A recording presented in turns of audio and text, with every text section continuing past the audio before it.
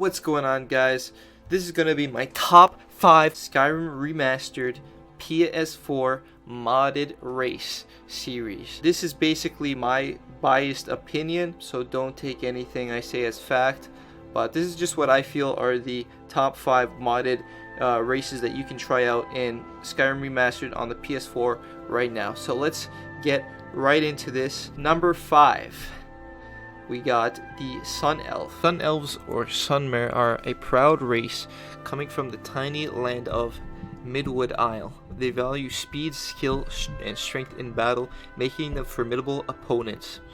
They are naturally charismatic, strong, and agile, with a slight magical flair, specializing in the schools of restoration and alteration. This makes them ideal spell swords as they can heal themselves and boost their armor rating, whilst quickly dealing damage. Due to their natural charisma, Sun Elves have better buying and selling prices in the stores around Skyrim. They can hone their senses once a day, which halves all incoming damage and results in power attacks using no stamina. So this has been created by an author named Will16. Hope I'm saying that correctly. And because of its amazing racial ability, Fortified Barter, all buying and selling prices are 15% better.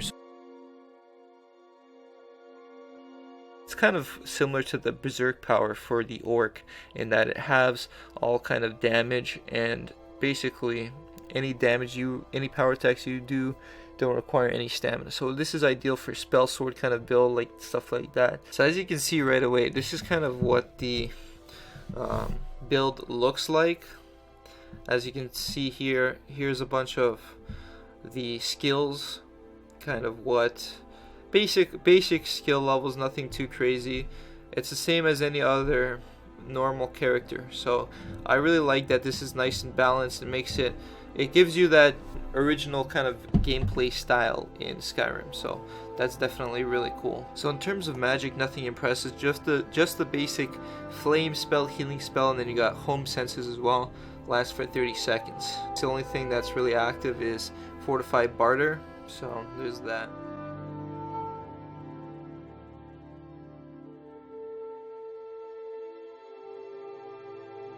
Next up, we do have the Gorbon race. Hailing from the caves of Gorbandr of northern Morrowind, the Gorbon evolved themselves and their culture to live in darkness. Despite their efforts to remain hidden, the Dunmer ultimately find their homeland and slaughtered most of their people. They have also been known to consume narcotics to connect with the Nine Divines. So I really like this storyline because it definitely is, well, first of all, it's very interesting considering how short they are, and it makes it kind of fun and interesting to play the game. But I also like how the author, Mystic Madman, has also downloaded a bunch of extra content, including a new quest and some more Garbonic, or however you pronounce it, NPCs. So it's definitely really cool. It doesn't just add a new race, but it also adds a lot of cool new features to the game itself. Another thing that's really cool about this race is that they added a new spell or a new effect that makes him really quick on his feet. And he seems to be really overpowered too in terms of strength, just being able to knock people away and stuff like that. So it's definitely an interesting character to play for sure. So as you can see, here's a look at some of the skills here. These are the active effects. Nimble feet. Your nimble feet make for quick getaways. That's pretty cool. Garbon blood. So your Garbon blood gives you 50% resistance to poisons as well. In terms of powers, there's Cave Sight, improve your night vision for 30 seconds, so that's just, a basic night vision spell. This one's actually really cool. There's Vanish, which is Vanish from Sight, and then there's also Green Out, which is, basically, it seems like permanent paralysis. Keep in mind though, that is great power, so it can only be used once a day, but it's definitely a very interesting and unique set of spells that this character has, that's for sure.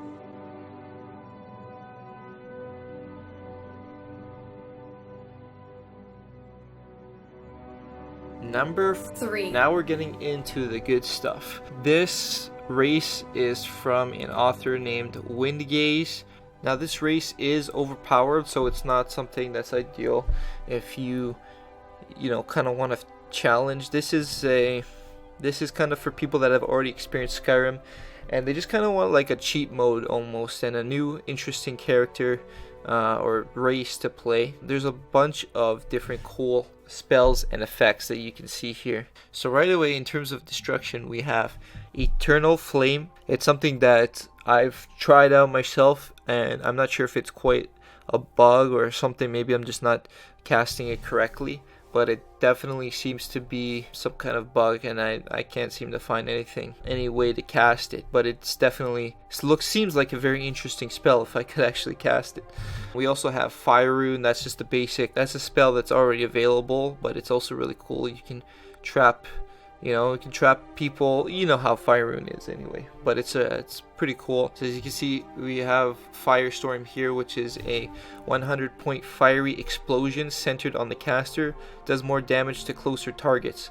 So as you can see here, this is a very overpowered spell. It's master level, which is something I've never actually accomplished myself in playing vanilla Skyrim. So it's definitely very rewarding to play this spell.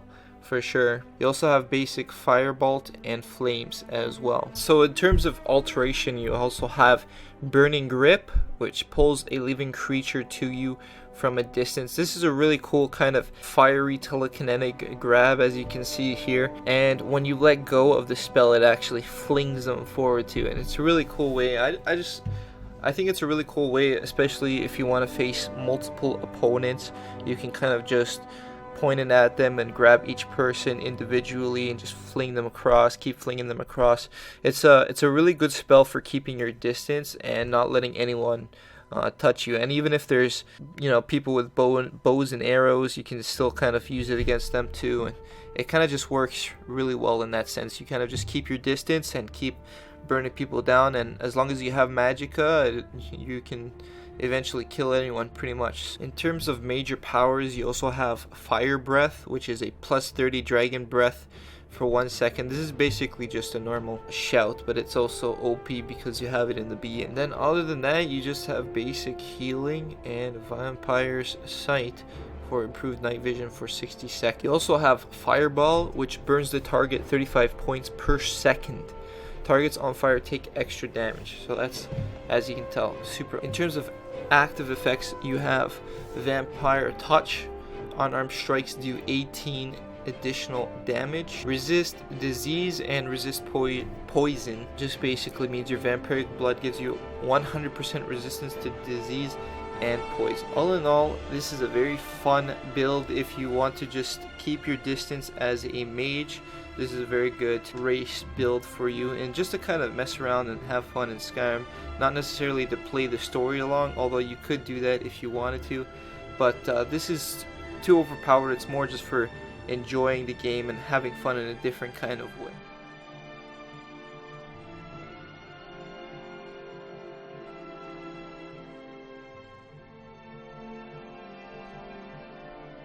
Number 2. Next up on the list, we have Void Vampire. As you can see here, pretty cool build. Old vampire souls from the deep of the void fused into one. Forms weapons from souls of the lost. In terms of spells, you have Black Void Grip, which pulls a living creature to you from a distance. This is another cool telekinetic grab spell, like the Flame telekinetic spell that we had from the Flame Vampire, except it's a little bit different. It's hard to explain. It's almost like you could say it's like a shadow magic or something like that. In terms of conjuration, you have Black Soul's Blade, a bow formed from the depths of the void. Basically, it's supposed to be a spell that only lasts a minute or so, but it ends up lasting the entire, as long as you want it up, basically. This is a super overpowered bow. I don't know why he calls it Black Soul's Blade, but anyway, whatever. You also have Conjure Vampiric Cattle, which he misspelled.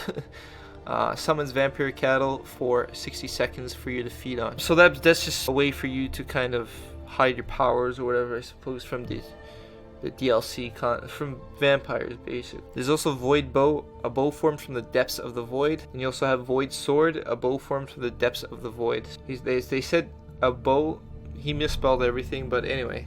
The point is, you can dual wield it, and this is my favorite thing to go for, either that or the two-handed sword. In terms of active effects, you have muffled movement, plus 12 ebony mail muffle, 3 seconds.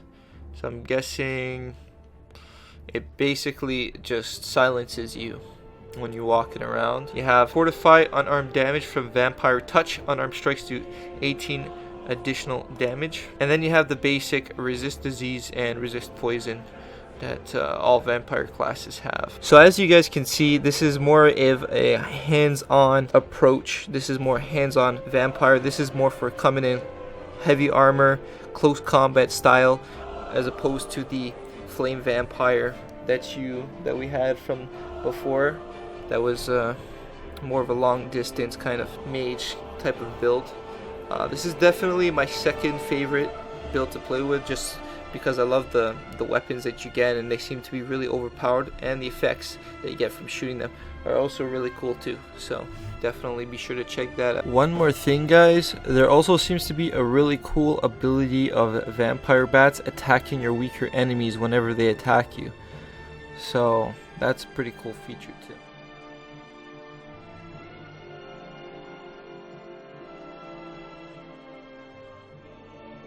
Okay, moving into my final spot.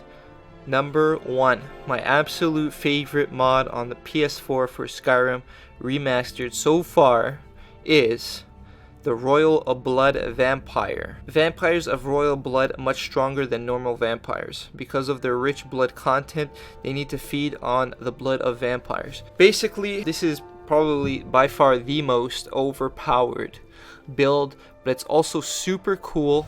It's super fun to play. Here's a look at the skill list. As you can see here, destruction super overpowered, 350 magic, 250 health, 450 stamina. So it's definitely a super overpowered. In terms of alteration, you have blood grip, pulls a living creature to you from a distance. This just basically is the most overpowered spell in the entire freaking game, which I'm demonstrating to you right now, hopefully. But as you can see, I believe you don't even have to put the cursor on the person, and it kind of just sucks blood from everyone in the general direction of where your cursor is at. It completely destroys people, as you can see with the Daedra. It just absolutely decimates them, whereas all the other vampires from before always had a problem trying to defeat them and stuff like that. It was a very hard, long battle, whereas here it took no more than 15-20 seconds, gone, done, absolutely, completely decimated. This is probably the most OP spell that it has. A gout of blood that does 10 points per second, absorb 35 points of health per second. Okay, that's a little too OP. I mean, I might have enjoyed it a bit better if it was, 20 points or maybe 15, something like that. But 35 per second is just too ridiculous. But I guess it's meant for people that, just kind of want to enjoy the later parts of the game without having too much hassle. Then same thing, you have Conjure Vampiric Cattle. You also have Vampiric Drain, absorbs 2 points of health per second from the target. Honestly, I have no clue why this is added, considering the OP-ness of every other spell in the mod. But anyway, that's something that's available to you. I guess it matches the whole blood type of vampire. In terms of effects, you also have Royal Blood Cloak, improves the caster's armor rating by 50 points for 8 seconds. This is pretty much permanent. You also have Blood Ingestion. That's the same thing, improves the caster's armor rating by 50 points. So you basically have 100 points of armor no matter what. You also have Champion of the Night. Illusion spells cast by a vampire are 25% more powerful. Night Stalker's Footsteps. Vampires are 25% harder to detect when sneaking. You also have Resist Disease, Resist Poison as usual. But this one has something that's a little bit unique. Resist Frost. Your vampiric blood gives you 20% resistance to frost. And a weakness to fire, as a normal vampire would have. In terms of big powers, you have Dark Energy Release. This is a really cool power that basically transforms you into some kind of a vampire beast, which I'm not sure if this has already been seen in the DLC content because I've yet to actually check it out myself. but either way, it definitely looks super cool, and that really stoked me up like a little flame in the fireplace. You know what I'm saying, dude? Like, this was insane, bro. Like, this got me hyped up, man. My palms are sweaty just thinking about these weak arms already. You know, just thinking about that goddamn vampire. That was pretty legit, dude. I mean, that was an insane looking build. There's only one thing in that, when you look up, there's this weird like hood looking thing. Maybe fix that, but otherwise legit as shit, dude. Legit as shit. So it's good. Really cool stuff. You also have Frenzy from the Big Powers, which is a huge, massive illusion spell. Creatures and people up to level 17 will attack anyone nearby for 60 seconds. And you also have Mayhem, which is also an even bigger frenzy spell. Creatures up and people up to level 31 will attack anyone nearby for 60 seconds. You also have a stop time, which slows time down for 12 seconds, which is obviously related to that shout, but it's really cool that he added that in here as well. And you have Vampire Servant, which is, reanimate a weak dead body to fight for you for 60 seconds. It's just a basic reanimation spell. You also have Telekinesis, which basically just brings objects from a distance. You also have a Frenzy Rune from Illusion. Targets up to level 20 that fail to resist are frenzied for 30 seconds. Keep in mind, guys, there's also instead of on top of the actual weakness to fire, you also have weakness to sunlight. Health, magicka, and stamina do not recover while in sunlight and are reduced by 15 points. So keep that in mind as well. Also, another thing is when you equip sword and shield, it seems like it doesn't for some reason work when you're in the vampire beast form. So just keep that in mind. That's also another bug that you want to take into consideration when you play this character. There's also a really cool Ring of the Void Bat Cloak, which basically gives you this kind of really cool armor that basically Nightingale armor, but it really looks sick as well. So a really good choice by the mod. The only thing is when you take it off after, it seems like there's a bug where it just stays on after that, but I don't really care. I don't mind myself. But a lot of bugs in this mod overall, but it's not bad. Well, that's gonna wrap up today's top 5 video. Hopefully that serves you guys in some way. Hopefully I got everything. If you think I missed something, be sure to let me know in the comments below. And what are your top 5? Maybe I missed something, or maybe you have something, another race that's even cooler. So be sure to let me know in the comment section down below. If you guys enjoyed this guide and want to see more in the future, be sure to subscribe, hit that bell icon to turn on notifications so you can see more guides to come in the future. I also got gameplay videos on Skyrim Remastered and Watch Dogs 2 if you're interested. Be sure to check those out as well. Otherwise, hope you guys stay awesome, and I'll see you guys next time. Peace out, guys.